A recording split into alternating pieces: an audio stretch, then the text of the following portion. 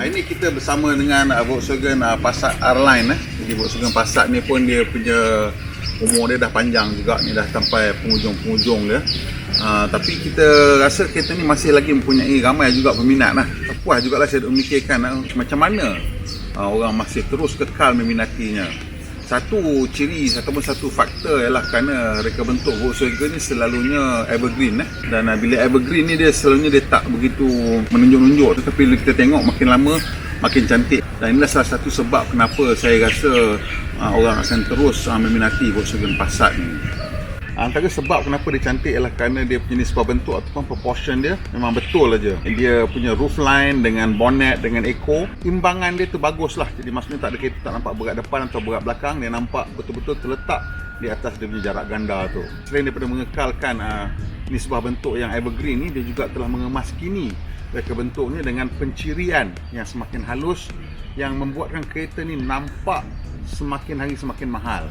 Kita tengok Volkswagen banyak menggunakan lipatan-lipatan yang tajam. Bila kita nampak benda-benda yang lipatan dia tajam, benda tu akan nampak mahal. Itulah sebabnya kenapa bila kita tengok jam-jam mahal, dia punya pencirian dia yang membuatkannya nampak mahal ialah benda tu lah. Sama dengan barang kemas. Kalau barang kemas kan dia punya bucur tajam, belian juga sama. Potongan tu bila tajam dia akan nampak mahal. Dan itulah salah satu trik yang digunakan oleh Volkswagen. Kita tengok bahagian-bahagian plastik juga menggunakan bucur-bucur yang tajam. Satu lagi, bila kita tengok daripada bahagian tepi, kita akan nampak dia punya garisan tu berulang-ulang. Banyak horizontal lines yang berulang. Satu, dua, kat bawah tu chrome tu lagi, dan kat bawah lagi sekali. So bila barisan berulang-ulang ni, ianya juga satu cara untuk membuatkan satu benda tu kelihatan lebih halus dan lebih mahal. Ciri reka bentuk ni digunakan di keseluruhan kereta, di bahagian depan, di bahagian belakang dan juga dalam kereta. Jadi di bahagian depan ni jelas kita nampak dia punya garisan ni berulang. Dan garisan ni semua selari, dia tak ada garisan-garisan yang sengit ke sana sikit macam curving ke beralun ke, tak ada. Dia memang berulang, very regimented. Kat bahagian belakang ni kita tengok dia punya kemasan dia dah kemas, dia tak ada macam banyak-banyak line dah. Dan kita tengok ciri detailing kat bawah tu dengan dia punya chrome, fake exhaust fan dia, ni semua membantulah untuk menghasilkan that stacking tu yang penting untuk membuatkan kereta ni nampak lebar dan nampak panjang. That's another reason why kereta ni nampak lebar, nampak panjang dan nampak elegan. Jadi lipatan-lipatan ni semua, dia ada seni dia sebenarnya. Radius lipatan ni ditentukan untuk menghasilkan kekuatan. Kalau radius tepi ni terlalu tajam, dia akan nampak tak kuat. Tapi ini cukup tajam untuk nampak halus dan juga cukup besar untuk begini nampak kuat, macam dia daripada solid block of steel. Dan kita tengok line ini juga ada di sini ya. Dia satu lagi lipatan di sini agak halus sebenarnya. Nampak tak nampak aja kereta warna putih ni. Tapi kalau kita tengok daripada jauh, secara keseluruhan dia berulang lagi sekali. Sini ada satu lipatan dan di sini ada satu lagi lipatan. So dengan banyaknya lipatan-lipatan ni kan, dia memang menjadikan kereta ni kelihatan more expensive than it actually is. Walaupun saya katakan reka bentuk Volkswagen daripada luar ni evergreen, tapi sebenarnya pada saya kekuatan yang lebih utama untuk kumpulan VAG ialah reka bentuk cabin. Kerana bila kita duduk dalam kereta VAG tu, utamanya yang daripada segmen C ke atas, memang terasa ini sesuatu yang agak istimewa. Ini kerana falsafah Volkswagen. Ini semua sebenarnya banyak benda ni boil down to falsafah lah.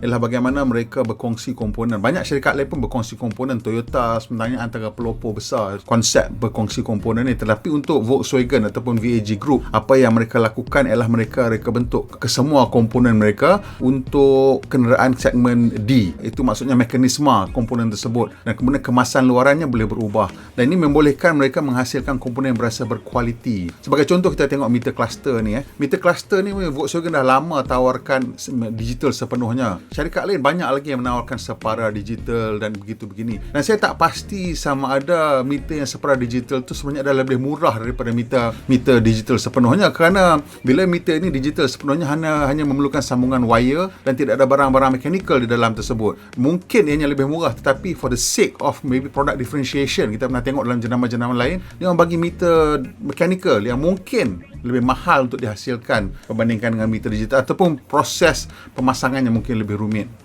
Dan kemudian kita tengok dia punya kemasan. Kereta ni mempunyai perincian yang halus, kemasan-kemasan seperti chrome inserts. Ini membolehkan kereta ni nampak mahal. Volkswagen dah faham trik ini. Trik ini menjadikan kereta mereka nampak macam barang kemas. Dia ada ciri-ciri yang halus yang membuatkan kereta tu secara keseluruhan, walaupun kita tak faham, kita tengok benda ni, kita nampak macam benda ni rasa mahal. Dan oleh itu benda-benda macam ini dah menjadi ikutan oleh syarikat-syarikat lain. Dan kemudian mereka memilih bahan-bahan yang lebih elok pula untuk kemasan ataupun untuk kabin mereka, di mana kita tengok di sini plastik yang digunakan berkualiti. Dia bukan kualiti yang paling bagus, tetapi yang pertengahan yang cukup untuk menjadikan kereta ni secara keseluruhannya dengan perincian yang halus tadi, menjadikan kereta ni lebih mahal daripada yang sepatutnya. Saya kata begitu kenapa? Pasal Passat ni dalam kategori Toyota Camry, Honda Accord. Tapi kenapa syarikat di Jepun tidak dapat menghasilkan kereta yang begini rupa kualitinya? Adakah Volkswagen sebenarnya mengambil untung yang kurang daripada berbanding kereta Jepun, syarikat Jepun?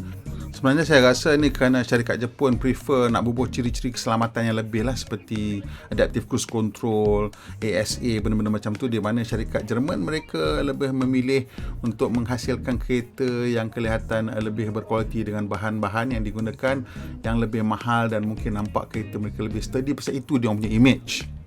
Tetapi apapun, ini membuatkan kereta Jerman berasa lebih mahal dan lebih mewah daripada jenama-jenama dari negara lain.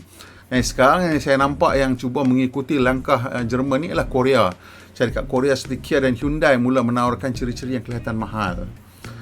Masalah yang biasa untuk kereta-kereta moden ni ialah bila menggunakan skrin besar, ialah ada habuk banyak sikit untuk berkumpul lah. Tapi apapun, saya rasa di sinilah kekuatan sebenarnya Volkswagen, dan kenapa ramai orang teringin nak beli kereta ni. Pasal bila kita duduk dalam kereta Volkswagen, ianya memang membuatkan kita berasa sedikit istimewa, kerana kabin itu memang kelihatan dan berasa istimewa.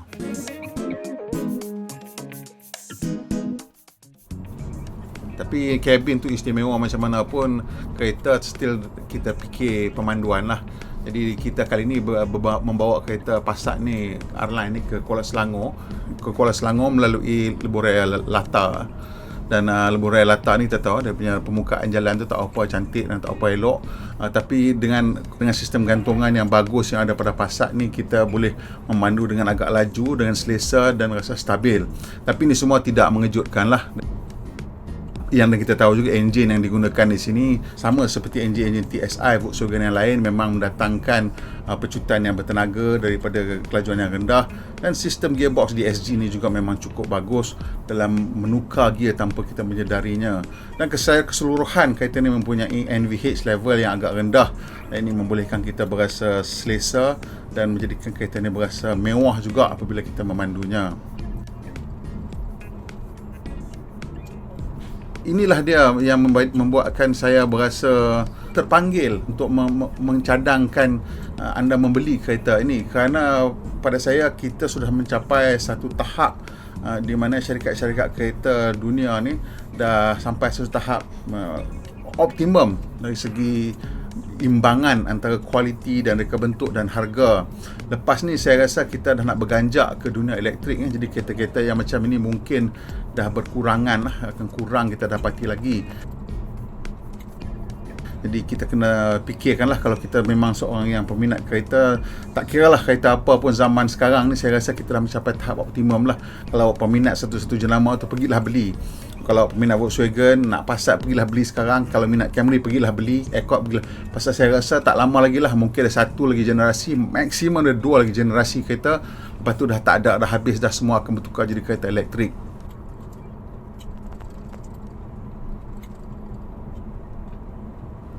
Cuma Passat dan kereta Jerman secara keseluruhannya, saya punya komen lah yang paling saya rasa sekarang tak puas hati dengan jenama-jenama Jerman ni lah, kerana mereka tidak dapat menawarkan adaptive cruise control.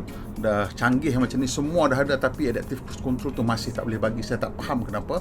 Pasal syarikat-syarikat Jepun dah boleh bagi. Kalau dia kata harga X Factory mahal, kenapa dia yang lebih mahal daripada syarikat Jepun? Pasal harga lebih kurang sama. So adakah mereka memang sengaja buat begitu untuk ambil untung lebih dalam transaction from the parent company? Apa strategi dia? Saya pun tak tahu. Tapi itu salah satu benda yang membuatkan saya rasa kurang puas hati dengan jenama-jenama Jerman sekarang.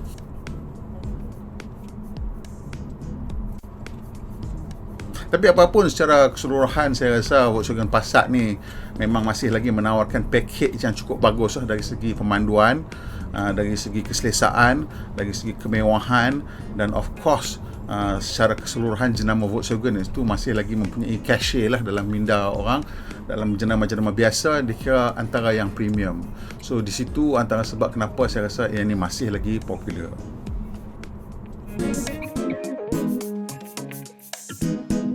Jadi lepas seminggu kita memandu Volkswagen Passat ni, saya duk fikir jugalah apa yang sebabnya menyebabkan orang masih lagi nak beli Volkswagen Passat ni. Sebab kalau kita tengok dari segi spesifikasi, setakat boleh bersaing lah. Dari segi harga pun tak adalah murah ke apa benda ke. Jadi kenapa? Jadi saya rasa antara sebab yang orang beli Volkswagen Passat ni ialah, terutama sekali ialah, yang paling utama ialah dia punya reputasi Volkswagen lah, sebagai satu syarikat kereta yang menghasilkan produk yang halus, very fine products. Bila kita tengok tahap kehalusan kereta ni memang sangat bagus. Dari segi kemasan, krom di luar, dari segi cara dia gabungkan krom dengan keseluruhan reka bentuk kereta, di surround tingkap krom semua kan, kereta tu nampak panjang, low slung, looks very anggun lah. Dan daripada belakang pun kita tengok lampu belakang dia tu dengan LED, cara dia main dengan LED light signature. Dekat depan juga dia main dengan LED punya light signature. So the whole car tu package dari segi reka bentuk memang dah cukup cantik dah. Jadi bila masuk ke dalam kabin, memang kumpulan VAG lah, Volkswagen Audi Group. Kabin dia orang memang antara yang terbaik di dunia dari segi kualiti dan juga dari segi binaan. Maksudnya bahan-bahan yang digunakan semuanya berasa mahal dan mewah. Semuanya lembut, merata-rata pegang semua lembut. Dan dia punya kualiti pemasangan dia juga adalah tinggi. Dan semua detailing ataupun pencirian dalam kereta tu halus. Jadi semuanya nampak mahal dan nampak mewah. Dan itulah saya rasa antara sebab kenapa orang beli masih lagi Volkswagen Passat ni. Cuma buat masa sekarang ni saya rasa untuk the next generation, Volkswagen kena up the game lah. Yang ni dah tak boleh buat apa dah. Kereta dah masuk, spek semua dah set kan. Tapi untuk the next generation, generasi seterusnya, Volkswagen kena up the game. Pasal kereta-kereta Jerman secara keseluruhannya, mereka masih lagi tidak boleh menawarkan ciri-ciri keselamatan terkini, walaupun harga yang mereka minta untuk kereta mereka adalah tinggi. Kalau kita tengok pesaing dalam segmen D ni sekalipun, Toyota Camry ke ataupun Honda Accord ke, ciri keselamatan yang mereka tawarkan seperti adaptive cruise control, auto emergency braking, lane keeping assist, pedestrian detection, macam-macam, memang agak tinggi dan kereta ni tak dapat nak bersaing lah dari segi itu. Mungkin dia kata kereta dia masih lagi mendapat berapa 5 bintang ke apa benda Euro NCAP, tapi ciri-ciri keselamatan yang tambahan lah yang membolehkan kereta-kereta lain tu, kalau katalah kita kira janji dia lulus crash test 5 bintang terbaik, tapi kalau ada ASA, ada adaptive cruise control, saya tambah lagi 1 bintang lagi, jadi 6 bintang.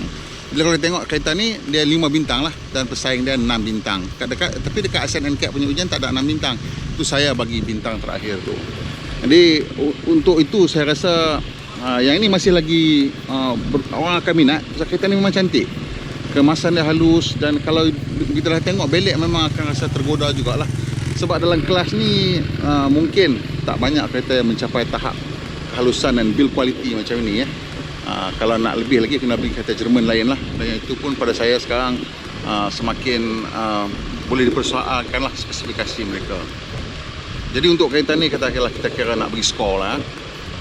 Dari segi reka bentuk dia saya memang suka lah, 7.75 saya boleh bagi. Nak bagi 8 tak boleh dah pasal dia dah dated dah. Tapi dia punya evergreen itu saya tetap kena bagi 7.75. Dari segi reka bentuk kabin, lagi sekali saya kena bagi dia 7.75 kerana reka bentuk dia kemas. Walaupun dia tak flashy dan tak nampak begitu canggih, tapi dia tetap kemas dan evergreen. Dari segi practicality kabin dia memang praktikal, banyak ruang simpan barang, boleh simpan botol besar, botol air kat pintu dan tempat simpanan barang. Cuma nak tolak bukan nak tolak pun, tak boleh tolak pun. Dia punya USB connection ialah USB-C. Tapi banyak pun modern sekarang pun baru, dia punya kabel pun main USB-C to USB-C. Jadi kalau awak ada USB lama pergi USB-C, kena bawa 12 volt punya adapter, cucuk kat situ dah boleh pakai lah. Kalau tidak, kena beli kabel USB-C ke USB-C. Lain pada tu dia punya pemanduan tetap halus lah. Dia punya suspension tuning dia bagus, primary ride dia cantik, ada sikit float at high speed, dan dia punya secondary ride dia memang cukup halus lah. Lubang-lubang, lopak-lopak tu tak berasa, dan bunyi angin juga kurang. Dalam kabin NVH level dia very well control. So dari situ kita terpaksa lah bagi dia pemanduan tu dalam 7.5 lah. Dan nilai untuk wang anda yang ni sekarang ni, pasal kereta Jepun pun dia punya harga dia dah naik dah, jadi kompetitif balik lah. So kita boleh bagi dia 7.5 juga. Jadi, secara keseluruhan kereta ni saya rasa very strong 7.5. So that is why kenapa Volkswagen masih lagi boleh menjual kereta ni, walaupun mungkin dia orang terpaksa bersaing sikit lah pasal banyak produk-produk di pasaran, terutamanya mereka-mereka yang mungkin tak tengok kereta, mungkin dah tengok SUV sekarang. Jadi benda ni menjadi satu cabaran lah kepada semua syarikat kereta. Dan saya rasa design-design sedan segmen D ni mungkin akan makin pupus lah. Ini antara satu atau dua generasi terakhir lah kita akan nampak sedan segmen D. Malah sedan segmen C pun kita kata ini pun memang paling makin pupus lah. Yang ada hanya mungkin hatchback kecil. Hatchback mungkin ada lagi segmen A, B dan C, tapi sedan ni sukar sikit lah. Pasal hatchback tu dia boleh convert jadi crossover dengan lebih mudah, dengan perubahan sedikit boleh nampak gaya crossover. Dan untuk sedan ni mungkin tak ada orang buat lagi. Kita lama dah tak nampak. The last one off-road untuk sedan ialah AMC buat kereta sedan macam off-road. Tapi susah nak bagi nampak dia macam crossover off-road punya style lah. Sedan ni mungkin kalau bukan elektrik 1-2 generasi dia akan pupus lah. Orang semua akan beli crossover. Jadi inilah kenapa saya terpanggil lagi sekali untuk menyarankan agar kawan-kawan pergi beli Volkswagen Passat ni. Pasal saya rasa terutama untuk Volkswagen kerana mereka telah mengambil keputusan untuk membuat anjakan ke dunia elektrik dengan lebih cepat. Ini mungkin model Passat yang terakhir, atau mungkin ada satu lagi saja lepas ni yang membolehkan kita menikmati sedan ICE pada tahap ini. Okay. Alright, terima kasih kerana tengok sampai setakat ni. Kalau suka tekan butang like. Kalau ada siapa-siapa berminat, kongsikan dengan dia orang tentang kereta video Passat ni. Dan kalau dah subscribe, terima kasih. Kalau belum subscribe, tolong subscribe. Kalau dah subscribe, tekan butang loceng lah supaya dapat maklumat terkini bila kita buat video terbaru. Pemandu Malaysia, pemandu yang berhemah. Kita jumpa lagi, insya-Allah.